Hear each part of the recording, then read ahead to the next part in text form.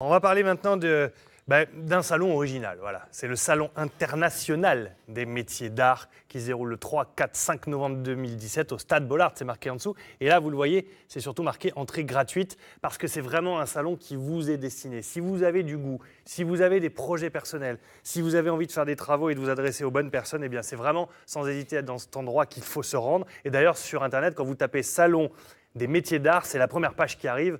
Max van der Marlière, bonjour, vous êtes avec nous. Vous êtes le président de l'Institut des métiers d'art et du patrimoine et aussi exposant du coup au salon en tant que marbrier tailleur de pierre. Vous êtes basé à Comines d'ailleurs, je le précise. C'est vraiment dans le salon entre vous, vous avez conscience que c'est peut-être le plus beau salon de France, sans exagérer, de ces métiers manuels, de ces métiers d'art. C'est pas sans doute, c'est le plus beau salon des métiers d'art en France, puisque ça regroupe une bonne... exactement 140 artisans d'art. Évidemment, ils ont été triés sur le volet. Et puis, d'année en année, c'est un salon qui s'étoffe, non seulement en quantité, mais surtout en qualité. On va voir quelques images pour avoir une idée un petit peu de comment ça s'organise et comment vous exposez aussi. C'est vraiment un lien direct entre les métiers d'art et les gens qui viennent vous voir. Il y a vraiment un échange, on peut discuter, on peut toucher, on peut regarder, on peut assister à des démonstrations. Oui, et en plus on peut acheter. C'est quand même un salon. Et en plus on peut acheter, voilà. Effectivement. C'est pas uniquement, il n'y a pas qu'un côté muséal, il y a vraiment un côté mise en relation entre des gens qui cherchent des pièces uniques, des belles pièces, et d'un autre côté des savoir-faire avérés. Quels sont les styles de clients que vous avez, que l'on voit à l'image là? Il y a des visiteurs, il y a des gens qui cherchent à monter des projets, il y a des... Voilà, c'est très varié. Oui, il y a des gens qui viennent avec un projet bien arrêté, en espérant et en réussissant à trouver le professionnel, l'artisan qui va pouvoir les réaliser. Mais il y a aussi des coups de cœur.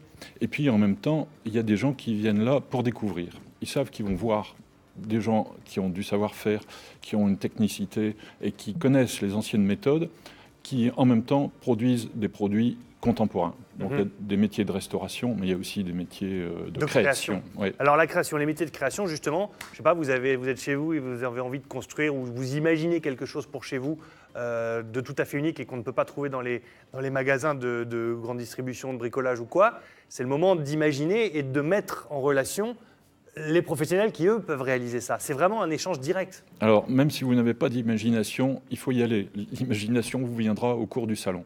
Et c'est ce qui se passe bien souvent. Parce que les gens voient des pièces et disent « Est-ce qu'on peut faire telle chose ?» Oui, bien sûr. Parce que ce n'est pas forcément la pièce qui est exposée qui est à vendre, mais il y a tout le savoir-faire et toute la matière que l'artisan met en œuvre. Et donc, à partir d'un projet, eh bien, avec des dimensions particulières, avec encore une autre idée, puisque c'est de l'échange que naît la création, entre autres, eh bien, les gens trouvent exactement ce qu'ils veulent. Vous, en tant qu'exposant de tailleur de pierre et de marbrier, vous avez ces échanges-là? Les gens viennent vous voir en disant je ne sais pas, j'imagine ça dans mon jardin, ou j'imagine ça, qu'est-ce que vous pouvez imaginer pour moi à partir du projet que je vous présente?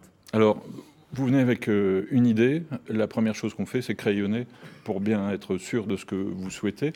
Et ensuite, à partir de là, il y a un petit peu de technique qui rentre en jeu, un petit peu de la créativité aussi personnelle. Et puis, je fais, et tous les artisans sont à même de le faire, une proposition un peu plus élaborée.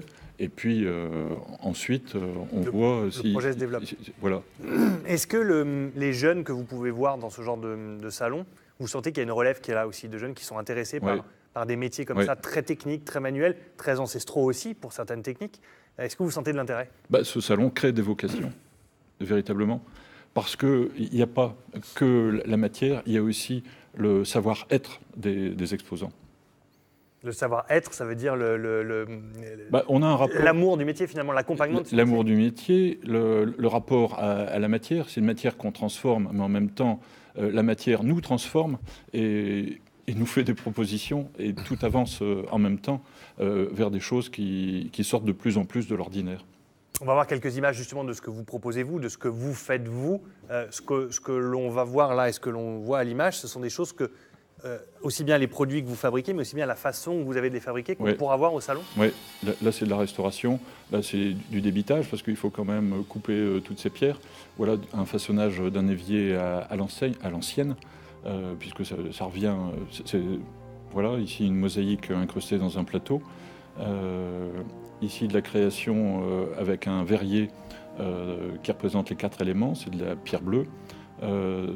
Ici, quelques pièces tournées, ici, quelques pièces sculptées. Il y a toutes ces choses-là chez nous. Ça, c'est l'une de nos dernières créations, Light Side of the Moon, par opposition à Dark Side, reproduction de tableaux par une technique Scagliol. Un tableau de 1897, ici un tableau art déco de Paul Klee qu'on a retranscrit dans le marbre. Est-ce que, puisque c'est une entrée gratuite, entrée libre, donc c'est ouvert à tout le monde, est-ce que tout le monde peut s'y retrouver dans ce genre de présentation et aussi dans le lancement de ce genre de projet? Je parle là en termes de bourse et de budget. Oui, absolument. Puisqu'il y a des objets qu'on peut trouver sur place, on va dire entre 5 et 20 euros. 5, c'est un petit peu difficile, mais 20 euros, il y a des petits objets. Et puis, à côté de ça, il y a des objets qui coûtent nettement plus cher, entre 5, 10, voire 50 000 euros. Mais ça il y en a vraiment pour tous les publics. Quelque chose qui est publics. déjà fabriqué, qui est déjà existant, il y a le charme de la pièce unique. C'est beaucoup, beaucoup plus cher ou ça reste quand même abordable? Ça reste toujours abordable. Ça reste abordable, d'accord. La preuve, c'est que des artisans vivent. Donc, ils ont leur marché et leur but, c'est vraiment de trouver de nouveaux clients pour qu'ils puissent encore faire plus de propositions. Et pour les clients, de trouver aussi l'artisan coup de cœur. Exactement. Merci beaucoup, Max, d'être venu sur ce plateau. On va avoir quelques réactions d'Anne-Sophie. Vous vous connaissez, je crois, tous les deux. Hein? Un petit peu. Je ne vais pas faire les présentations, mais vous vous connaissez. Eh ouais. Oui. Anne-Sophie, du coup, des réactions sur Internet. Oui, j'ai une réaction de Jean-Pierre qui est allé en 2015, comme ça, tout à fait par hasard. Et comme il dit, c'est vraiment un salon qui vaut le coup, même si on n'est pas forcément un potentiel, je dirais, acheteur d'œuvres d'art, parce que ce sont des œuvres d'art qui sont faites dans ce salon, mais parce qu'il me dit ça a suscité la vocation de mon fils. Et depuis, eh bien, il fait ses études pour devenir ébéniste. Donc, comme quoi, voilà. Et puis, j'ai autre chose. J'ai Alice qui dit que c'est un salon magique et elle se demande juste qui a eu l'idée à la base de créer ce salon. Qui a eu cette idée magique?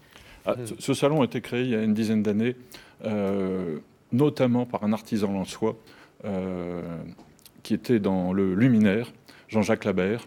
Et depuis 3 ans maintenant, c'est la Chambre de métier qui a pris le relais pour lui donner encore plus d'amplitude, notamment en termes de qualité.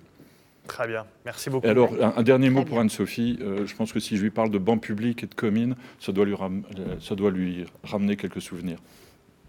Tout à fait. On n'en saura pas plus. Moi, j'avais découvert de magnifiques artisans cette fois-là. Merci Anne-Sophie, merci pour ces réactions. Dans un instant, on parle de la j'ai d'autres choses. pardon. J'ai d'autres choses, Thibaut. D'accord. J'ai d'autres choses, Allez. Thibaut. Regardez très vite. Des petites photos qui sont arrivées. La première, un petit selfie de Daniel qui réagit à Michel Pruvot, qui dit « Moi, j'ai le dernier CD et on vous voit derrière. » Donc, la photo est prise ce matin. Ça, c'est Seb. Il était sur la route pour venir travailler ce matin. Et donc, c'est à Candace, à 20 km d'Amiens, lever de soleil. C'est magnifique. Et puis, enfin, Cécile qui nous dit « Je suis au château de Pierrefonds avec son groupe de jeunes. » Alors, comme Gontran a parlé de jeunes qui faisaient des dessins, peut-être que ce sont ceux-là, non ? Eh ben, allons voir, allons lui demander directement. Merci beaucoup Anne-Sophie. On parle de la Trans Henson dans un instant.